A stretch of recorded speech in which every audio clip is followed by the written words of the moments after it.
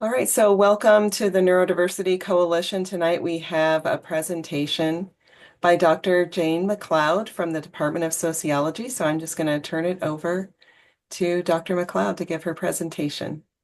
Yeah, thank you so much for inviting me to visit you today. I contacted Cecilia a while back about the possibility of visiting this group because I had consulted with members of this group and with members of the Students on the Spectrum Club when we were planning the study that I'm going to talk about tonight.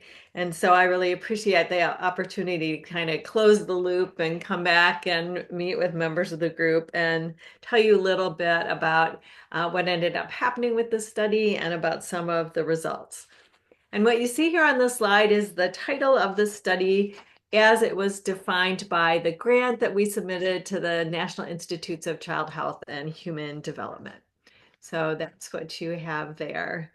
And what I'd like to do is to provide a little bit of background, sort of how we got to this place of doing this study, talk about the research questions, the framework that guided the study, the design of the study, and then in particular give a few more details about the part of the study that was conducted in 2021, and then just give you kind of a little taste of some of the results of the study.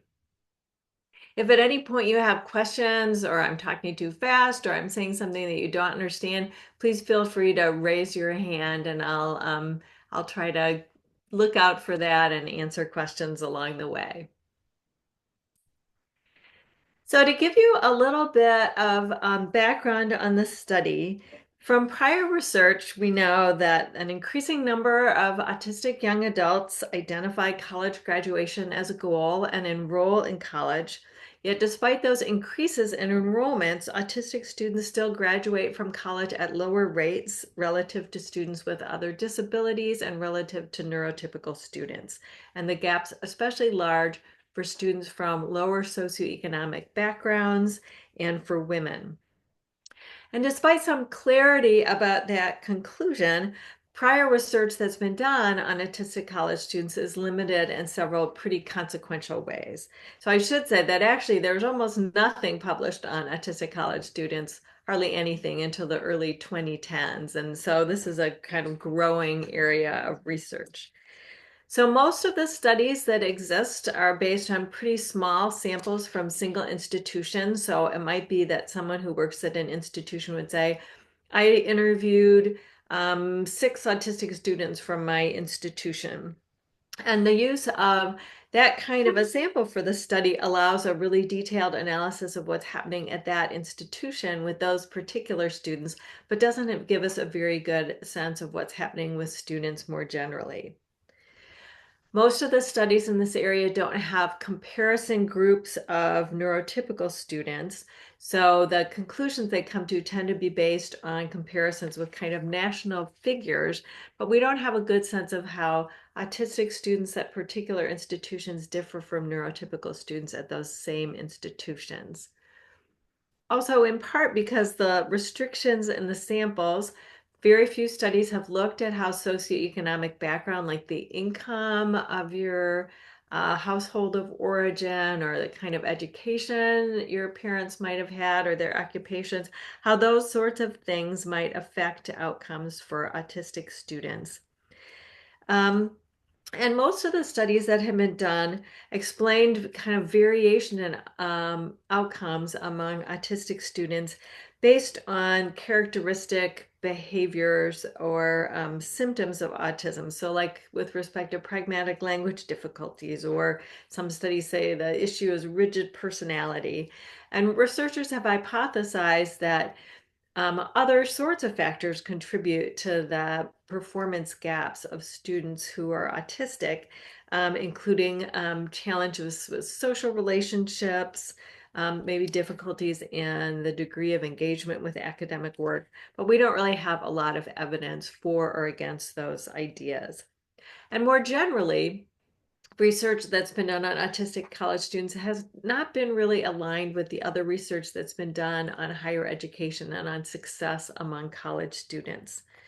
So to address those limitations, in 2016 and 17, we conducted a pilot study that is sort of a test run of a study through the Sociological Research Practicum.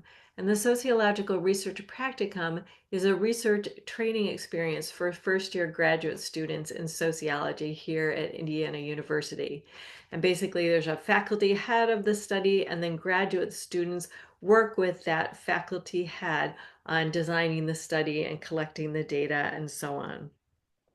So we conducted an online survey of college students at 14 public institutions in the state of Indiana, of which 6 were Ivy Tech regions. And an online survey, some of you have probably taken online surveys. It's essentially a questionnaire that you would complete online. So we achieved a sample of a little over 3,000 students with about 100 autistic students in that sample. Our sample also included pretty large numbers of students who have ADHD and learning disorders and mental health conditions, which meant that we were able to compare the experiences of those students to autistic students as well. And it was really in the context of planning for the sociological research practicum that I first engaged with members of the Students on the Spectrum Club who reviewed the questionnaire and kind of talked through the study goals with me. So to give you just kind of a flavor for some of the results from that study, we found, for example, that autistic students were less likely than other students to participate in internships, in field placements, and other career-oriented academic experiences. They were more likely to have failed a course, to have taken remedial courses, and to report having difficulties with academic work, like difficulties with time management or organization. Autistic students didn't differ from other students in how engaged they reported being with their studies. They did report higher rates of being subject of lies and rumors and of verbal bullying. And that study, again, was intended to be kind of a trial run. It certainly had some limitations. We were only looking at public institutions. The sample ended up being kind of a little weird in part just because it was our first time working with various institutions around the state. And so sometimes the information we got wasn't quite what we needed and so on. But the biggest limitation from our point of view is that it was what was called a cross-sectional study. It was a study conducted at one point in time. So that didn't allow us to evaluate change over time in student experiences. We couldn't look, for example, at whether students were dropping out of school or whether they had graduated in the future. So I applied for funding for the National Institute of Child Health and Human Development with my colleague Andy Halpern Manners, who's a nationally recognized expert in panel surveys and a scholar of educational inequality. And we weren't successful in getting money for this study our first time through. We resubmitted our grant proposal. We were told again that we weren't going to be successful. And then, like in August of 2019, I got a call basically saying, we're sending you the money tomorrow. So we got the money to conduct the study, which was great.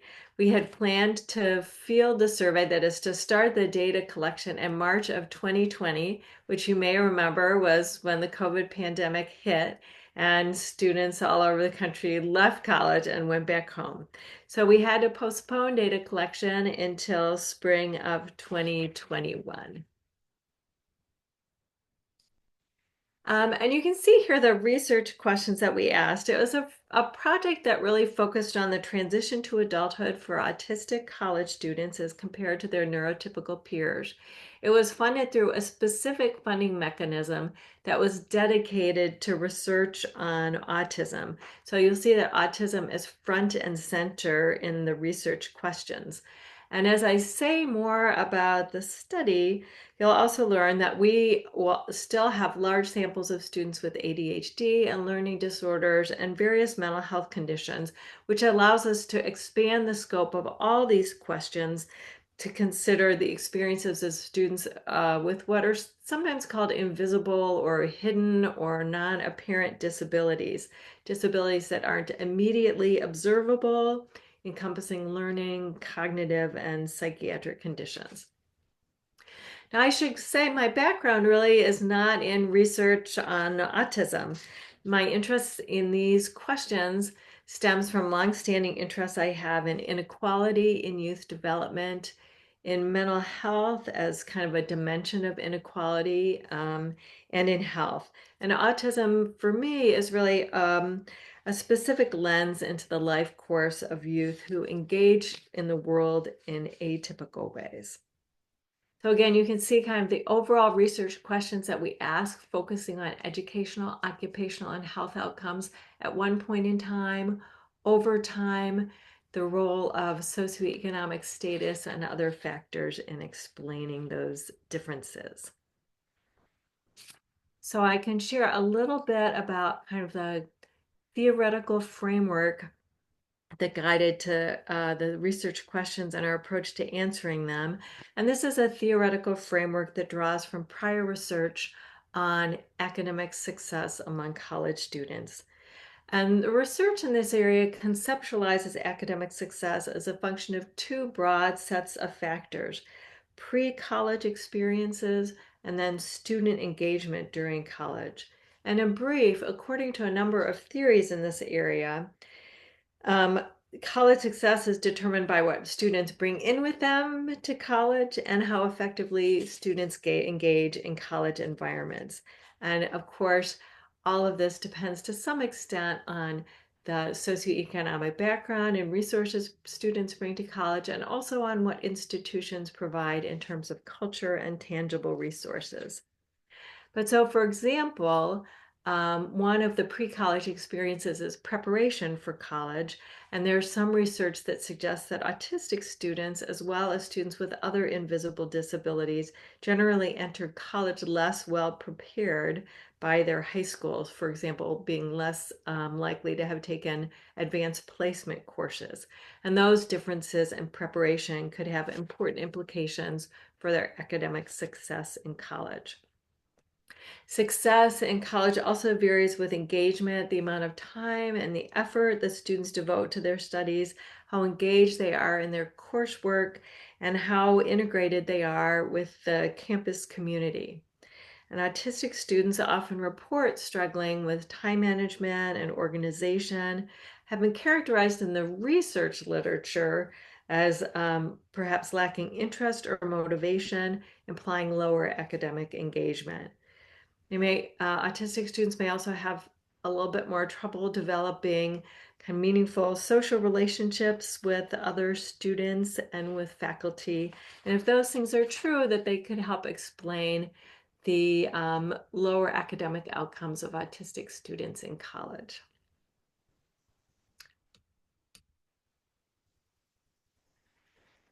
So I can say a little bit about the research design of our study. To answer our questions, we collected data again through an online survey of college students in the state of Indiana. And this was what is called a 4-wave panel study. That is, we collected data from students at 4 different points in time.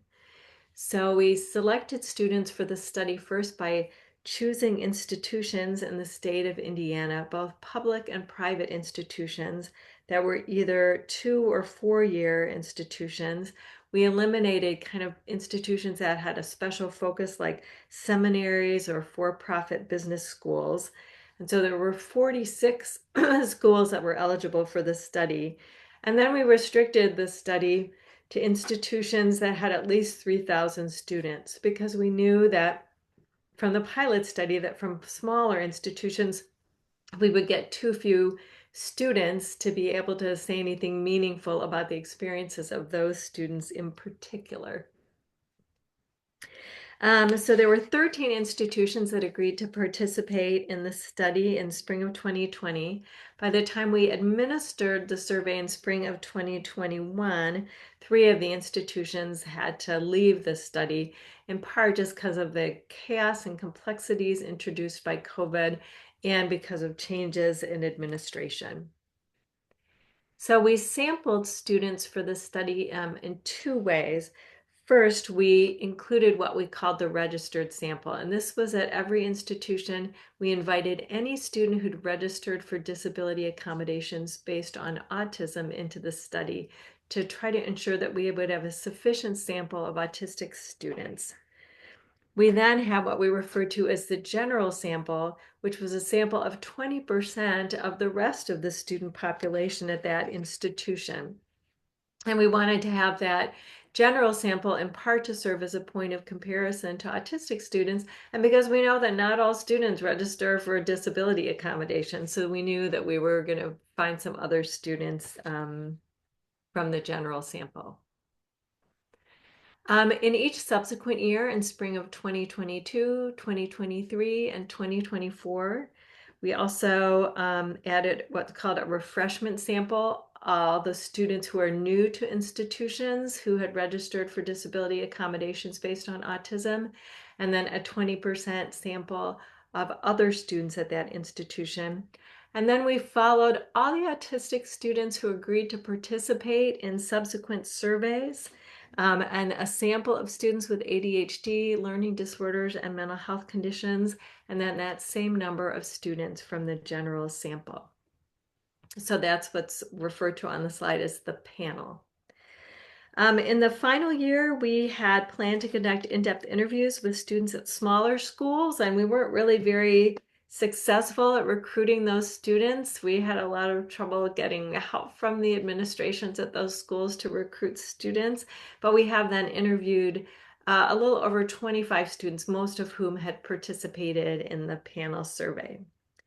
So I'm going to stop a minute and just see what questions you might have, but I just wanted to be clear too about kind of what the study is and what it isn't, right? It's a survey study. It will give us a broad sense of the college experiences and of students with autism, ADHD, learning disorders, mental health conditions on average as they compare to neurotypical students. Clearly, in any group of students, there's a lot of variation in individual experiences. And so individual students may have experiences that differ from that average. But this kind of approach is valuable nevertheless, because so much research in this area is based on very small samples at single institutions. And it's hard then to know what's true more generally. So I think I saw that some people were typing in the chat, and when I'm sharing the screen, I don't know how to find the chat, but let me just stop and see if anyone Um, has a I question. can Yeah, let you know what's in the chat. yeah, thank Yeah, you. it was just a question about, you must have said SES, and someone wanted to Oh, clarify that that was socioeconomic status. yes, thank you. I Yeah. apologize for using jargon. So yeah, socioeconomic status, which is usually represented by some combination of income, education, and occupation. So the survey instrument that we used for this study inquired about a number of different specific areas that you can see on the screen. We also, in spring of 2021 only, included some questions specifically about students' experiences with COVID, and have written a little bit about that. So I'll just stop again and see if there are any questions about sort of the study design that I didn't, that I haven't heard yet.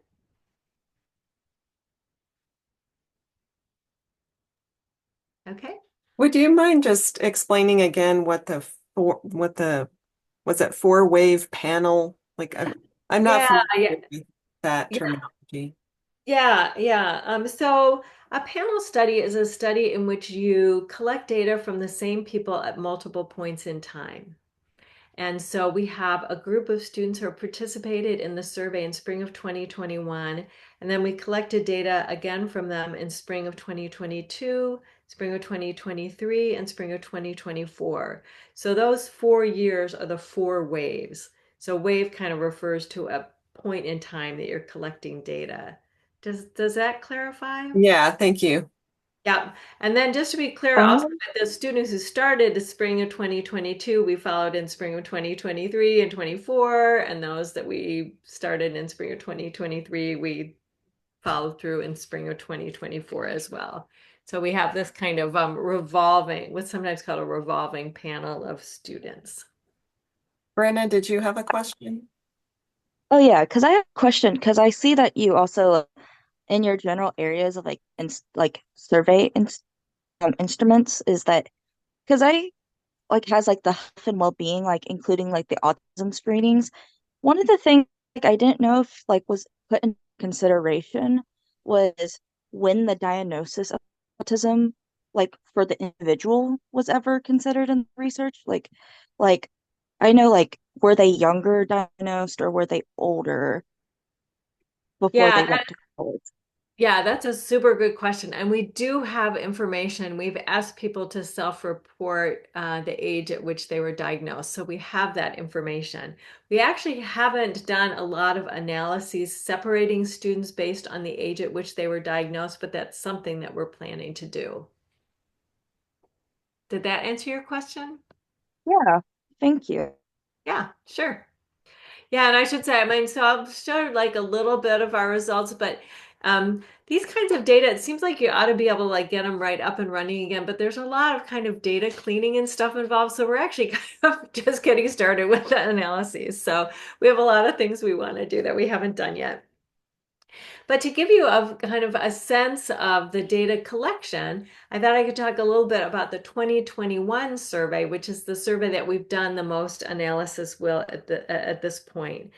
Um, so you can see we ended up with a sample of exactly 3,000 respondents, 93 of whom either reported a diagnosis of autism or were in the registered sample.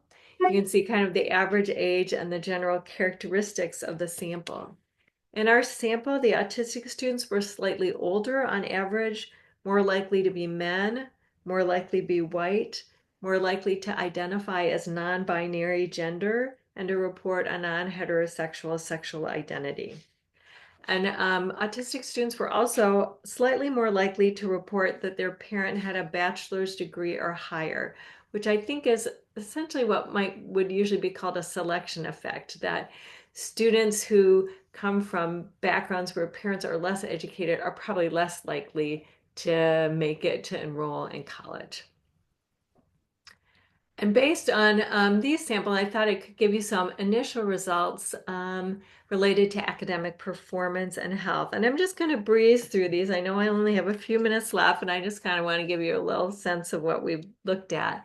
So in terms of academic performance, we asked a set of questions that are probably the most clear representation of that conceptual model that I presented. So how does academic performance differ between autistic students, students with ADHD or learning disorders, students with mental health conditions, and neurotypical students, and what accounts for those differences? And we considered some of that kind of academic preparation for college, high school GPA, whether students had taken calculus, how many years of foreign language they took, whether they had AP courses in college, as well as college experiences.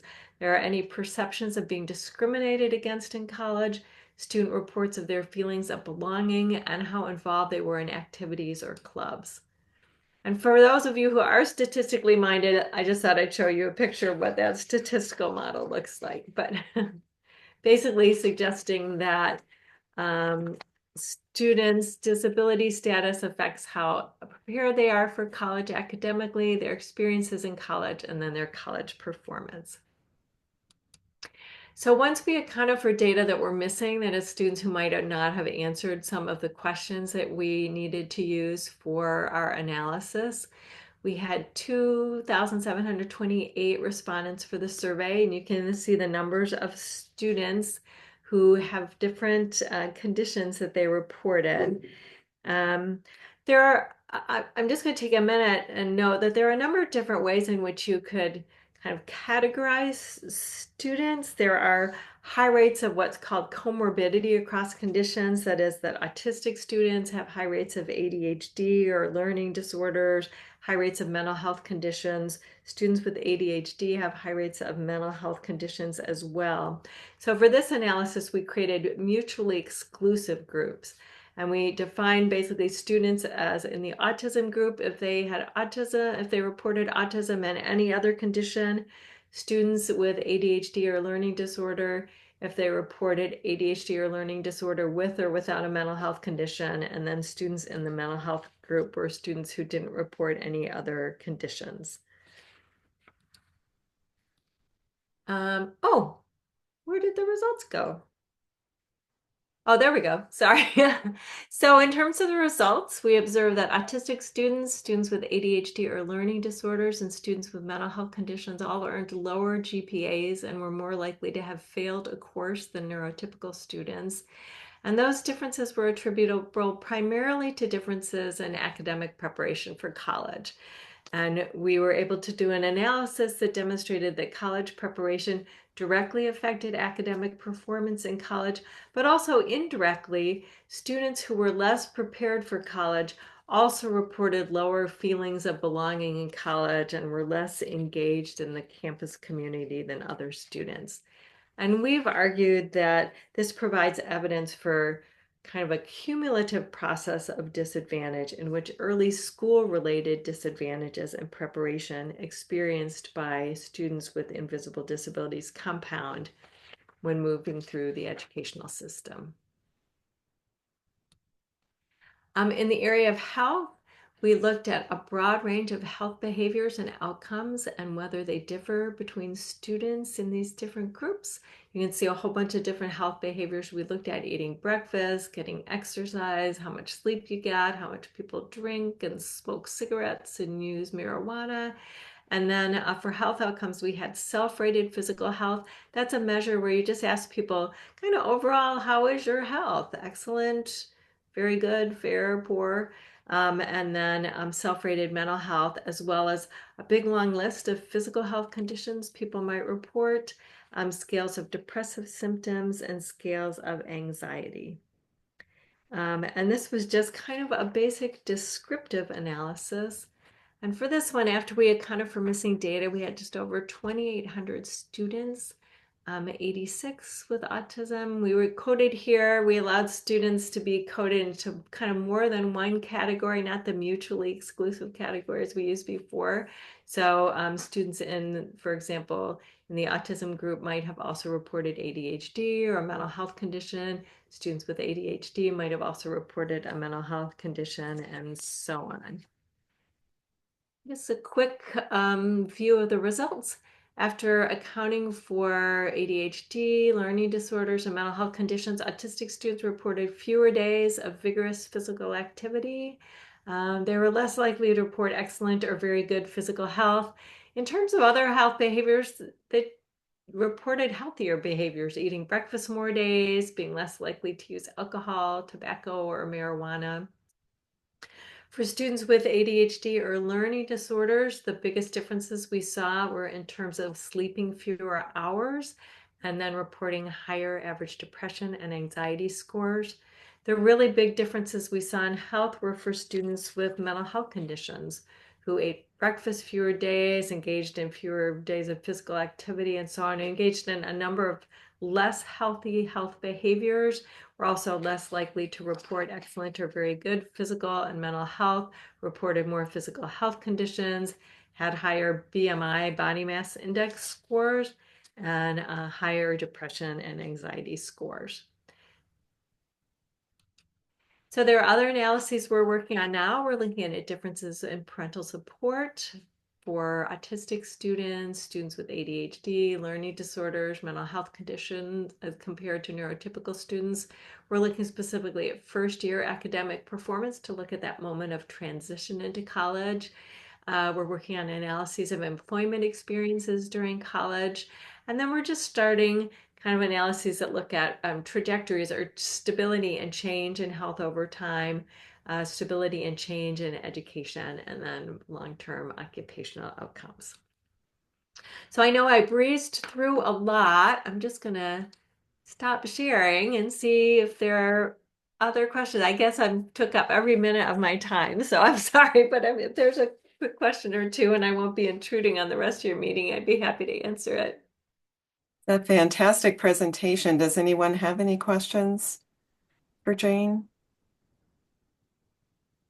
I Well, had a quick, oh, go ahead, Brenna.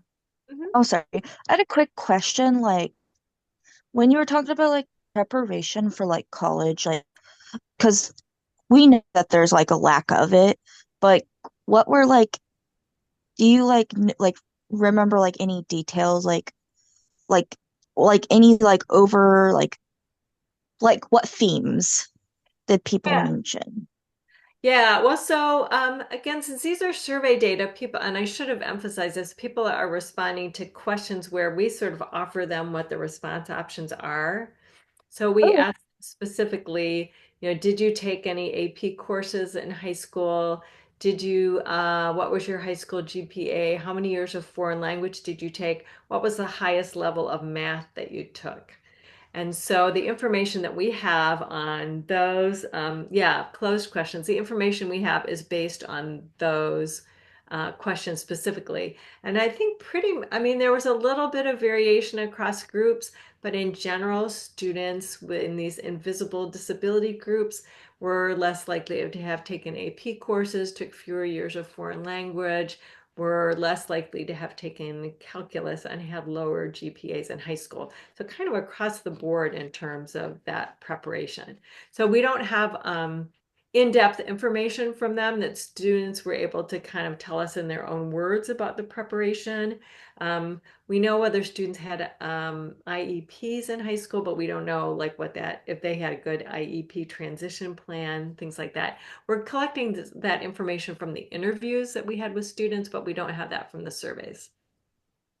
oh, okay. Well, thank you. I really enjoyed your presentation. Oh, well, thanks. I really appreciated being able to come. So thanks very much. Yeah, this is really important information. I work for the Center on Community Living and Careers, and our areas are employment and post-secondary training. So these results are really important to inform, changes that can be made in those areas. So really, really appreciate you coming and sharing the results. I'm going to go ahead and stop the recording really Yeah. quick.